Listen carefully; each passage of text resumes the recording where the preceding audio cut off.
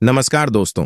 अभी अभी कोलकाता में हुई दिल दहला देने वाली घटना से जुड़ी एक बड़ी खबर सामने आ रही है, जिसे जानकर आप हैरान रह जाएंगे। यह जानकारी इतनी चौंकाने वाली है कि इसे सुनकर आपके पैरों तले जमीन खिसक जाएगी। अब तक जिस व्यक्ति को सभी आरोपी मान रहे थे, जिसे भारत भर में अपराधी समझा जा रहा था, असल में वह व्यक्ति आरोपी नहीं निकला और असली दोषी का नाम सामने आते ही सच्चाई जानकर आप स्तब्ध रह जाएंगे। दोस्तों, हकीकत यह है कि दरिंदगी की यह घिनौनी घटना जिस हॉस्पिटल में होने की बात कही जा रही थी, असल में वहां नहीं हुई थी। अब इस मामले में बड़ा खुलासा हुआ है। दरअसल जिस वीडियो को अब तक दिखाया जा रहा था वह असलियत से बहुत दूर है, लेकिन जो वीडियो मैं आपको आगे दिखाऊंगा उसमें सब कुछ साफ साफ दिखाई देगा। इस वीडियो में हकीकत सामने आएगी कि डॉक्टर बिटिया के साथ दरिंदगी हॉस्पिटल में नहीं बल्कि कहीं और हुई थी। उस काली रात डॉक्टर बिटिया के साथ जो कुछ हुआ उसे देखकर और सुनकर भगवान ने भी शायद सोचा होगा कि आखिर उसने कैसे ऐसे दरिंदों को बना दिया जो अपनी वासना की प्यास बुझाने के लिए एक बेटी की जिंदगी को बर्बाद करने पर उतारू हो गए। यह घटना इंसानियत को शर्मसार करने वाली है और यह देखकर हर किसी का दिल दहल जाएगा। आगे इस मामले में और भी चौंकाने वाले खुलासे होंगे जो इस हृदय विदारक घटना को एक नए मोड़ पर लेकर जाएंगे। इस घटना को का परिवार जीवन भर नहीं भूल सकता। साथियों, आपको बता दें कि अगर आप यह सोच रहे हैं कि डॉक्टर बिटिया का कातिल केवल संजय रॉय है तो आप पूरी तरह से गलत हैं। अब इस मामले में बड़े खुलासे हो चुके हैं और सच सामने आने लगा है। आज हम आपको उन सबूतों के साथ वह सच्चाई बताएंगे जिसे आपने अभी तक ना सुना होगा न सोचा होगा। ये सच्चाई इतनी चौंकाने वाली है कि इसे जानने के बाद आपके होश उड़ जाएंगे और आप यह सोचने पर मजबूर हो जाएंगे कि आखिर यह इतना बड़ा खेल कैसे रचा गया। हम इस पूरे मामले की तह तक जाएंगे और आपको विस्तार से बताएंगे कि उस रात वास्तव में क्या हुआ था। लेकिन उससे पहले अगर आप भी चाहते हैं कि डॉक्टर बिटिया को इंसाफ मिले तो कमेंट में वी वांट जस्टिस या डॉक्टर लेडी जरूर लिखें। यदि आप अंग्रेजी में नहीं लिख सकते तो हिंदी में लिखें, डॉक्टर बिटिया को जल्द से जल्द न्याय मिले, क्योंकि ऐसा ही मामला एक बार पहले भी हुआ था जहां पीड़िता को 5 साल तक इंसाफ के लिए दर दर भटकना पड़ा था और तब कहीं जाकर न्याय मिला।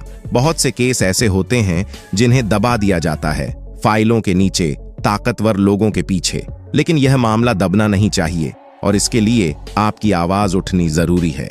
आइए अब आपको बताते हैं उस रात की सच्चाई जिसे सुनकर आप हैरान रह जाएंगे। साथियों, अब तक सभी को यही लग रहा था कि डॉक्टर बिटिया के कातिल सिर्फ संजय रॉय हैं और उसी ने सेमिनार हॉल में जाकर यह घिनौनी वारदात अंजाम दी। लेकिन ताजा पॉलीग्राफ टेस्ट से कुछ और ही खुलासे हो रहे हैं। सीबीआई की जांच में संजय रॉय ने बताया कि 8 अगस्त की रात वह गलती से सेमिनार हॉल में घुसा था। संजय रॉय ने बयान में कहा कि उस रात वह एक मरीज को अस्पताल में भर्ती कराने आया था जिसकी तबीयत अचानक बहुत बिगड़ गई थी। मरीज के परिवार ने संजय को फोन कर तुरंत ऑक्सीजन की व्यवस्था करने के लिए कहा। संजय ने भरोसा दिलाया कि वह जल्द ही ऑक्सीजन का इंतजाम कर देगा और इस काम के लिए वह अपने एक परिचित डॉक्टर को ढूंढने लगा। पूरे अस्पताल में इधर उधर भटकने के बाद भी जब वह डॉक्टर उसे नहीं मिले तो वह 3rd फ्लोर पर चला गया जहां वह डॉक्टर अक्सर ड्यूटी पर रहते थे, लेकिन वहां भी उसे डॉक्टर नहीं मिला। लगातार खोजते खोजते वह 3rd फ्लोर के सेमिनार हॉल तक जा पहुंचा और यहीं पर उसकी मौजूदगी की यह रहस्यमयी कहानी शुरू होती है।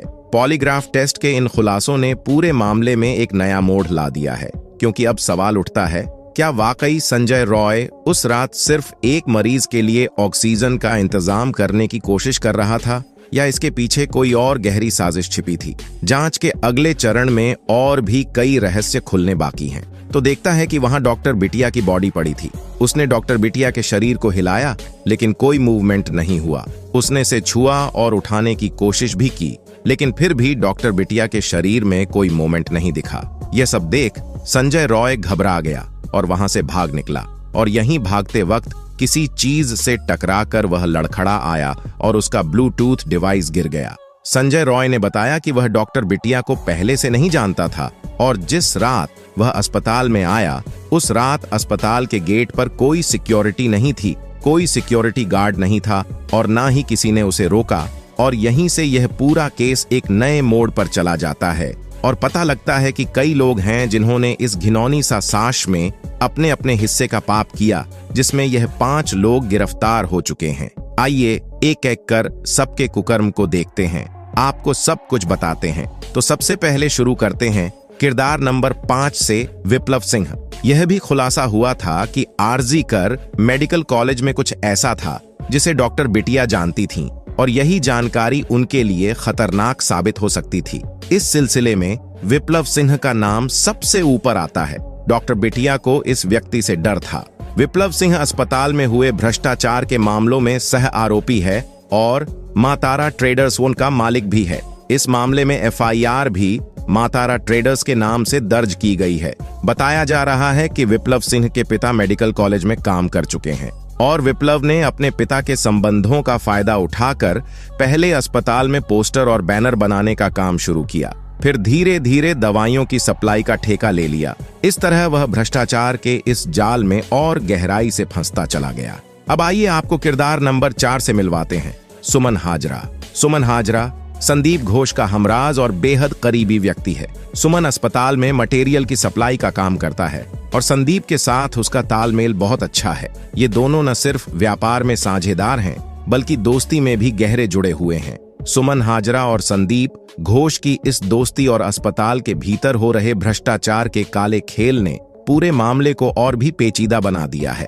यह स्पष्ट है कि डॉक्टर बिटिया जिन सच्चाइयों से वाकिफ थीं, उन्हीं ने उनकी जान को खतरे में डाल दिया था। यह सरकारी दवाओं से लेकर मेडिकल उपकरणों की खरीद करके उन्हें दोबारा बाजार में बेचने का काम करता था। इसकी हाजरा मेडिकल शॉप के नाम से दुकान भी है, मतलब इसने खुद की शॉप भी खोल रखी थी।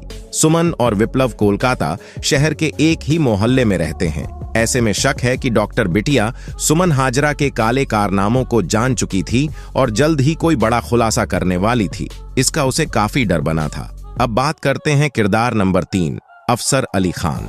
संदीप घोष के साना लोगों में से एक नाम अफसर अली खान का भी है। अस्पताल के पूर्व उपाधीक्षक डॉ अख्तर अली ने बताया था कि संदीप अपनी सुरक्षा में प्राइवेट सिक्योरिटी रखता था। इसमें संजय रॉय के साथ साथ कुछ अफसर भी बाउंसर का काम करते थे। ऐसे में संदीप घोष की संजय रॉय से इतनी नजदीकियां कुछ ना कुछ राज छुपाए बैठी थी, इसलिए इन्हें भी गिरफ्तार कर लिया गया है। किरदार नंबर 2, संदीप घोष। संदीप घोष वह शख्स है जिसने अस्पताल के लावारिस शवों को भी नहीं बख्शा, यह उन्हें भी बाहर बेच देता था। अब संदीप घोष गिरफ्तार हो चुका है, लेकिन उसके अंदर छिपे कितने सच अभी भी बाहर नहीं आए हैं, यह सवाल हर किसी के मन में है। डॉक्टर बिटिया की इस दर्दनाक मौत के लिए संदीप घोष भी पूरी तरह जिम्मेदार है। दरअसल डॉक्टर बिटिया के पास संदीप घोष के घोटालों और कारनामों का कच्चा चिट्ठा था, और ऐसे में यह सवाल उठता है, क्या इसने ही कोई साजिश रची थी? इसी अस्पताल के पूर्व उपाधीक्षक डॉक्टर अख्तर ने संदीप घोष के खिलाफ वित्तीय अनियमितताओं की शिकायत दर्ज कराई थी। उनके मुताबिक संदीप घोष अस्पताल के सारे कॉन्ट्रैक्ट अपने परिवार और रिश्तेदारों को दिलाता था, ताकि उनसे मनमर्जी के काम करवा सके। यहाँ तक कि बायोमेडिकल कचरे के निपटान में भी भारी चोरी की गई थी।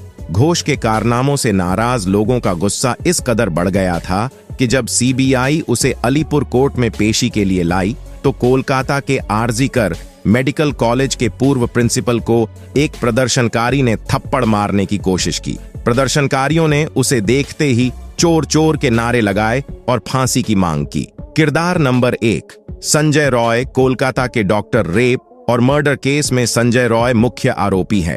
अब तक की जांच में यही सामने आया है कि इस खौफनाक वारदात को संजय रॉय ने अकेले ही अंजाम दिया। सीबीआई के पास उसके खिलाफ ठोस सबूत हैं, जो उसके गुनाहों की चीख चीख कर गवाही दे रहे हैं। संजय रॉय के खिलाफ इतने पुख्ता प्रमाण हैं कि उसके बचने की कोई गुंजाइश नजर नहीं आती। इस पूरे केस में जहां एक तरफ संदीप घोष के घोटाले और साजिशें सामने आ रही हैं, वहीं संजय रॉय के खिलाफ सबूत उसे न्याय के कटघरे में खड़ा कर रहे हैं। अब देखना यह है कि इन दोनों दरिंदों को कब और कैसे उनके किए की सजा मिलती है। यह फिलहाल न्यायिक हिरासत में है। कोलकाता पुलिस ने इसे वारदात वाले दिन सुबह ही गिरफ्तार कर लिया था, पर अभी भी यह अलग अलग कहानियां सुना रहा है।